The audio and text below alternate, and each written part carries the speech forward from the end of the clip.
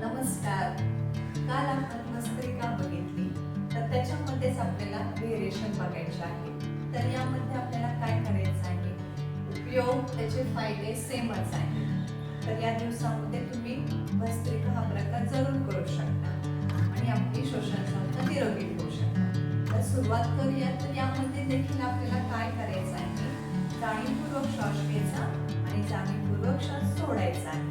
परंतु सावकाश करायचं आहे, एकदम स्लो करायचं आहे. कारण यामध्ये दोन्हीही गोष्टी आपण जाणीवपूर्वक करतो, त्यामुळे चक्कर आणि गडबडीसारखं होणारच आहे. त्यामुळे हळूहळू करत असताना काय करायचं, हात वर खाली आपल्याला करायचे.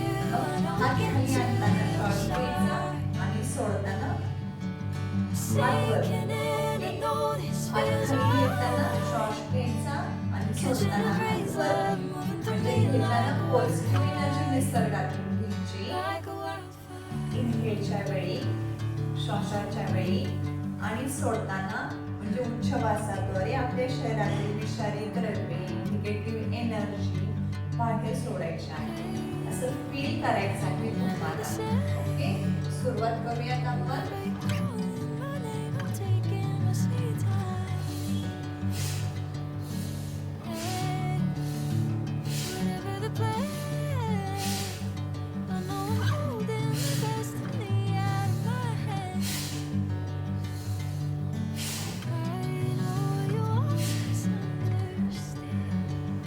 श्वास सोडण्यानंतर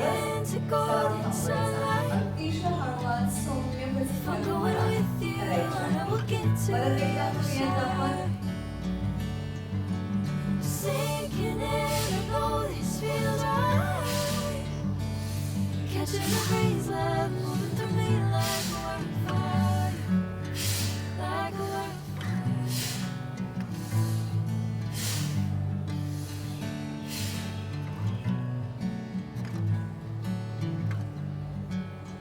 करत असताना म्हणजे कोणताही प्राणायाम करत असताना चेहऱ्यावरती तुम्हाला हसून ठेवायचं आहे, आनंद ठेवायचा आहे.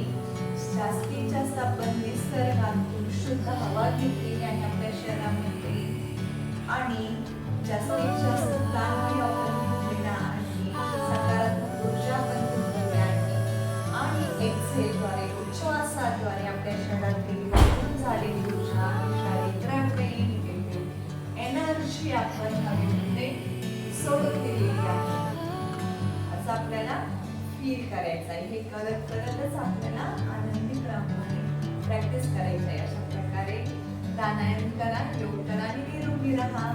धन्यवाद.